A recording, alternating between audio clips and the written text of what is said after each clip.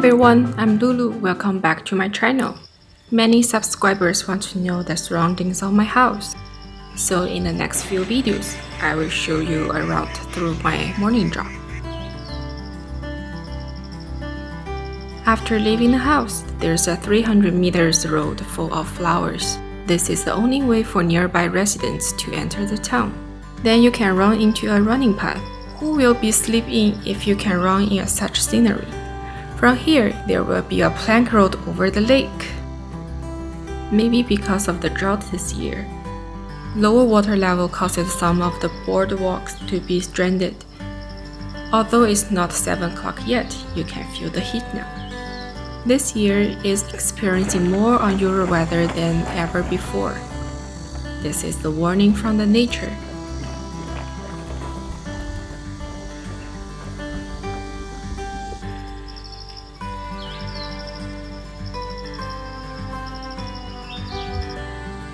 If you think this is the good way to talk with you, then I will pick some questions to answer from the comments in my next vlogs.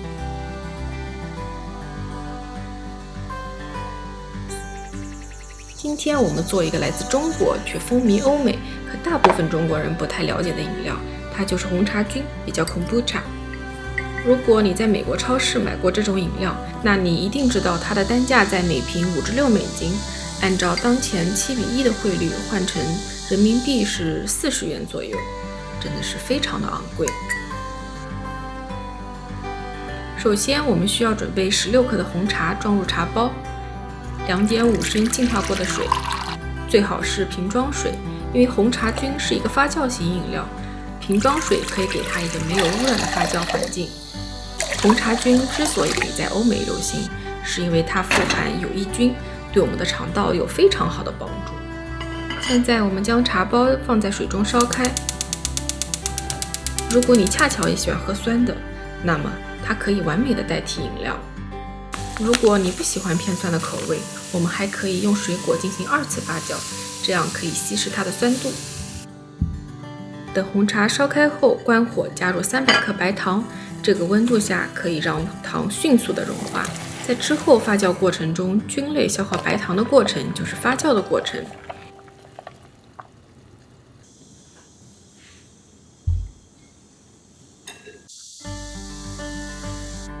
等红茶冷却后，取出茶包，把红茶倒入罐子前，先用酒精棉擦拭提前准备好的罐子。如果你的罐子没有水龙头，也是 OK 的。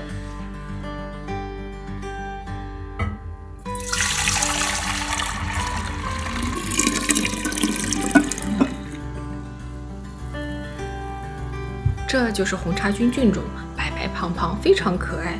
你可以轻松的在网上买到。如果你可以保证发酵环境足够干净，那它不仅可以无限使用，还可以一直长大哟。我们连着菌液把它一起倒进罐子里，然后我们把一块既透气又可以阻隔灰尘的布盖在瓶口，一定要保证这块布是干净的哟。最后我们把它放到一个阴凉干爽的地方就可以啦。到这里，红茶菌的制作过程已经结束了。半个月之后，如果罐子里没有发霉，也没有其他怪怪的颜色，就可以直接喝啦。我会在下期介绍如何2次发酵来获得多种口味。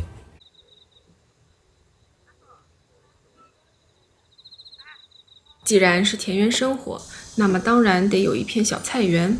我本来以为这个小菜园非常小，但是没有想到，除了被虫子吃掉的部分，它可以至少满足5个人的蔬菜需求呢。我在改造这座房子的时候就种了很多蔬菜，在这个期间我没有对它们做过过多的管理，只是任由它们野蛮生长，偶尔浇水，撒一些有机肥。所以有很多成熟的蔬菜不是烂在了地上，就是已经被虫子吃得差不多了。但是没有关系，这样的蔬菜才是最健康的，没有化肥，没有农药。而熟透掉到地上的蔬菜也会变成有机肥，这种自我补足的方式真的是非常治愈。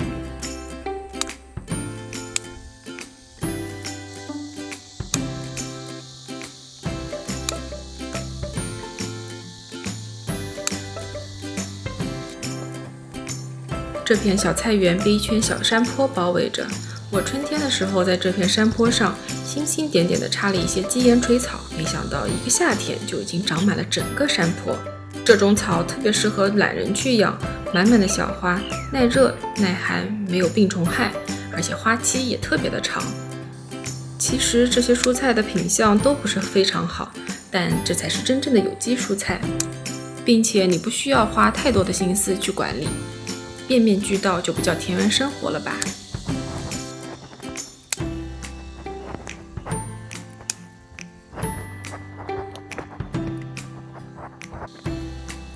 我有点后悔种了这种黄瓜，还是带刺的绿皮黄瓜最好吃。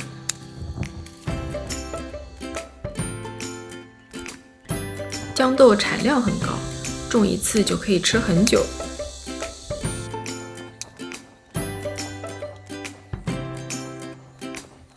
这就是这片菜地今天的收获。你以为就结束了吗？没有，在我家下面还有一片菜地，我在这片菜地里种了点玉米。也是因为疏于管理，被虫子吃了很多。比如在采摘这只玉米的时候，飞出来的小飞沫就是虫卵。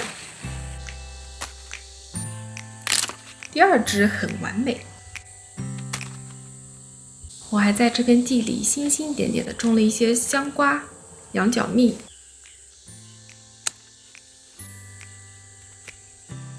还有西瓜，真的是吃不完，到时候分享一些给邻居吧。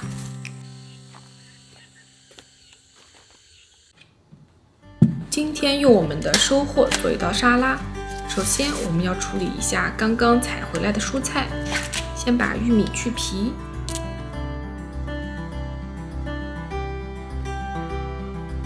再清洗一下。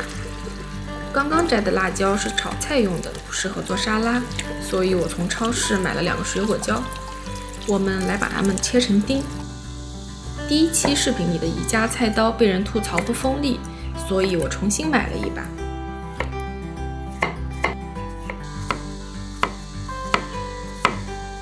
我准备了2种颜色的水果椒，因为沙拉本身是比较素的健康饮食，所以在制作的过程中需要特别注意它的配色，这样可以提高我们的食欲。接着处理的是我们今天刚刚采摘回来的小番茄。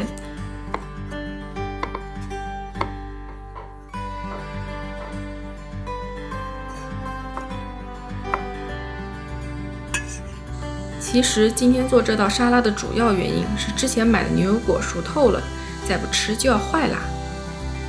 可以看到它的肉质已经非常的软糯，再看它的外皮颜色发黑，就代表熟透了。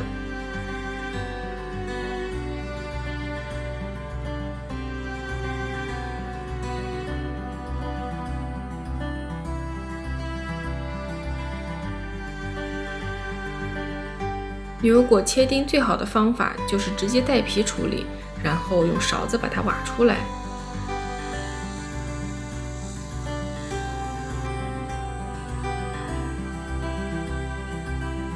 加一点浓缩的柠檬汁，可以防止氧化，还可以提高酸度，增加我们的食欲。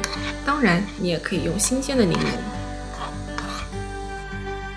然后我们还要准备一些藜麦，藜麦是一种富含蛋白质、维生素、低果糖、低葡萄糖的谷物。藜麦需要煮15分钟，如果你喜欢软烂一些的，你也可以煮到20分钟。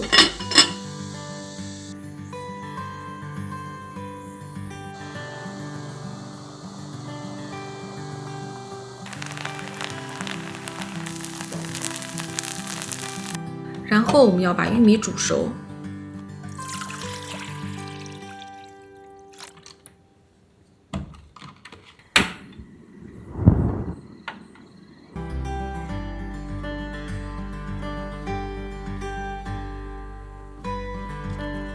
再切成玉米粒。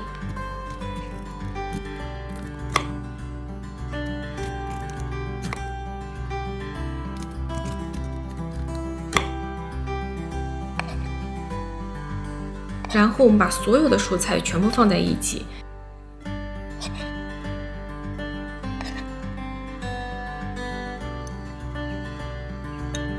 加入一些腌橄榄，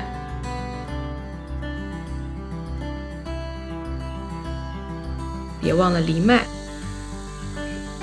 还有一些南瓜籽仁、玉米粒、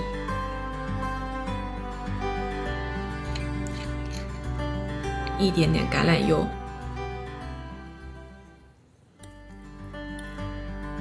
拌开就完成啦。这真的是一道非常健康的沙拉，所以我还需要一道不健康的食物。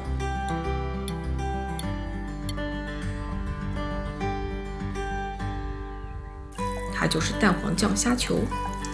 女生觉得同时吃一个健康的食物和一个不健康的食物，就可以没有愧疚感了，就像在跑步机上吃汉堡一样。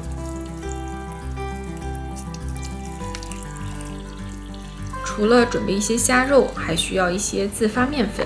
自发面粉加水搅成面糊，之后我们需要用它来包裹虾肉。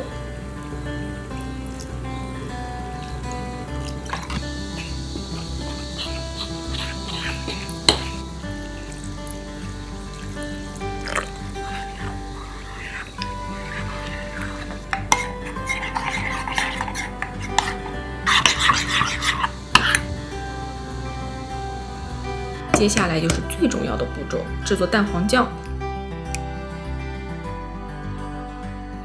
我们需要2个可生食的鸡蛋黄，少许的柠檬汁，1茶匙的盐。有条件的话，你还可以加一些黄芥末酱，这样你的蛋黄酱会更有滋味。我们尽量用搅拌器来搅拌，不然你的手会非常的酸，而且很容易失败。在搅拌的期间，需要将250毫升的玉米油分3次加入，这是成功的关键。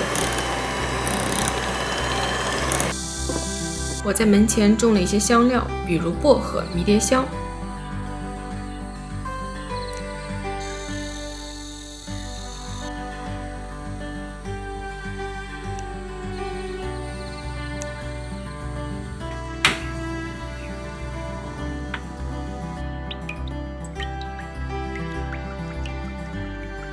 油温加热到筷子伸进去冒出气泡就可以了。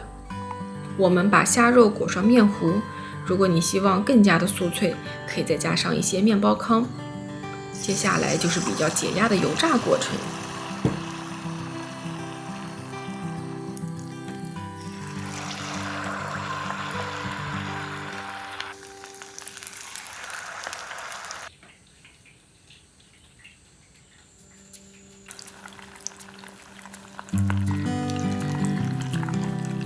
炸好的虾球在经过沥油的步骤之后，就可以裹上蛋黄酱了。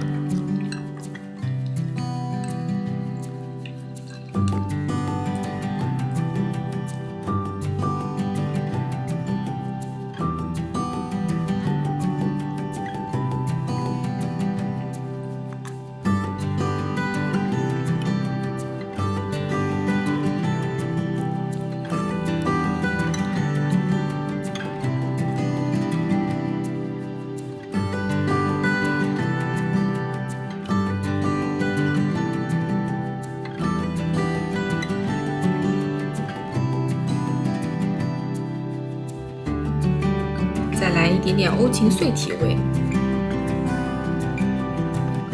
还有自己种的薄荷。因为蛋黄酱的成分几乎是油，薄荷的清香可以降低蛋黄酱的油腻感。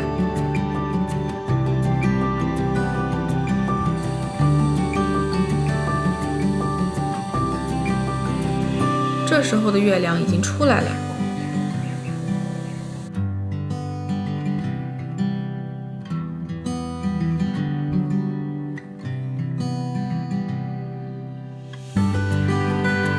配上一点苏打水，就可以开始今天的晚餐啦！我真的是非常期待半个月之后的红茶君。这部是最近非常流行的电视剧，已经完更了，但是我还没有看。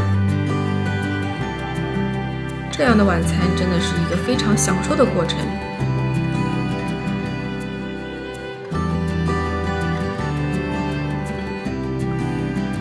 如果你喜欢，记得1键3连哟！大家晚安，下次见。